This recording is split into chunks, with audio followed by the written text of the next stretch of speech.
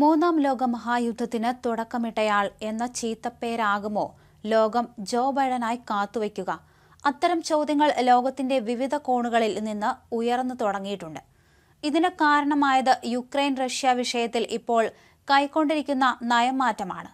യുക്രൈന് ദീർഘദൂര മിസൈലുകൾ നൽകാനുള്ള അമേരിക്കൻ തീരുമാനത്തെ ലോകം അതീവ ആശങ്കയോടെയാണ് നോക്കിക്കാണുന്നത്. ബൈഡൻ ട്രംപിന് പണി കൊടുത്തതാണ് എന്ന വികാരമാണ് ശക്തമായിരിക്കുന്നത്. ഇതിനിടെ ബൈഡനെതിരെ ട്രംപിന്റെ മകനും രംഗത്ത് വന്നിരുന്നു.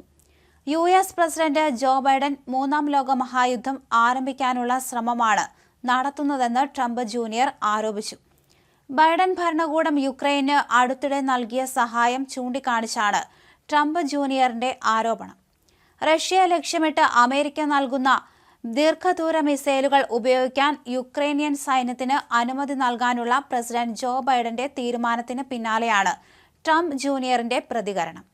നിയുക്ത പ്രസിഡന്റ് ഡൊണാൾഡ് ട്രംപിന്റെ സത്യപ്രതിജ്ഞാ ചടങ്ങ് നിശ്ചയിച്ചിരിക്കുന്ന ജനുവരി 20-നാണ് ബൈഡന്റെ കാലാവധി അവസാനിക്കുന്നത്.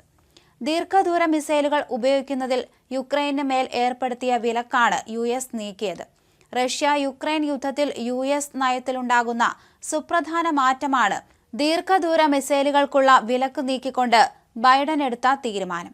യുദ്ധം അവസാനിപ്പിക്കാൻ മുൻകൈ എടുക്കുമെന്ന് നിയുക്ത പ്രസിഡന്റ് ഡൊണാൾഡ് ട്രംപ് പ്രഖ്യാപിച്ചിരുന്നു. ഇതിനിടയിലാണ് ബൈഡന്റെ പുതിയ നീക്കമെന്നതും ശ്രദ്ധേയമാണ്. വിലക്ക് നീക്കിയതിന് പിന്നാലെ ആദ്യഘട്ടമായി പശ്ചിമ റഷ്യയിലെ കസ്ക് മേഖലയിൽ വിന്യസിച്ചിരിക്കുന്ന റഷ്യൻ ഉത്തര കൊറിയൻ സംയുക്ത സേനയ്ക്കെതിരാകും യുക്രൈന്റെ നീക്കമെന്നാണ് റിപ്പോർട്ടുകൾ. അതേസമയം പുതിയ തീരുമാനം സംബന്ധിച്ച് വൈറ്റ് ഹൌസിന്റെ ഭാഗത്തു നിന്ന് പ്രതികരണങ്ങൾ ഉണ്ടായിട്ടില്ല. എന്നാൽ വാർത്തകൾ സ്ഥിരീകരിക്കുന്നതാണ് യുക്രൈൻ പ്രസിഡന്റ് വ്ളാഡിമിർ സെലൻസ്കിയുടെ പ്രതികരണം. മാധ്യമങ്ങളിലെ ചർച്ച ഉചിതമായ നടപടി സ്വീകരിക്കാൻ അനുമതി ലഭിച്ചെന്നാണ്. വാക്കുകൾ കൊണ്ടല്ല പോരാട്ടം നടക്കേണ്ടത്. അതിനാൽ അത്തരം കാര്യങ്ങളൊന്നും പ്രഖ്യാപിക്കുന്നില്ല. മറുപടി മിസൈലുകൾ പറയുമെന്നായിരുന്നു സെലൻസ്കിയുടെ പ്രതികരണം. വരും ദിവസങ്ങളിൽ ആദ്യത്തെ ദീർഘദൂര ആക്രമണം നടത്താൻ യുക്രൈൻ പദ്ധതിയിടുന്നതായിട്ടാണ് പുറത്തുവരുന്ന വിവരങ്ങൾ. 190 മൈൽ വരെ ദൂരപരിധിയുള്ള റോക്കറ്റുകൾ ഉപയോഗിച്ചായിരിക്കും റഷ്യയ്ക്ക് മേൽ യുക്രൈൻ സ്ട്രൈക്ക് നടത്തുക. അതിനിടെ ഇറാനെതിരെ പുതിയ ഉപരോധങ്ങൾ ഏർപ്പെടുത്തി ബ്രിട്ടൻ.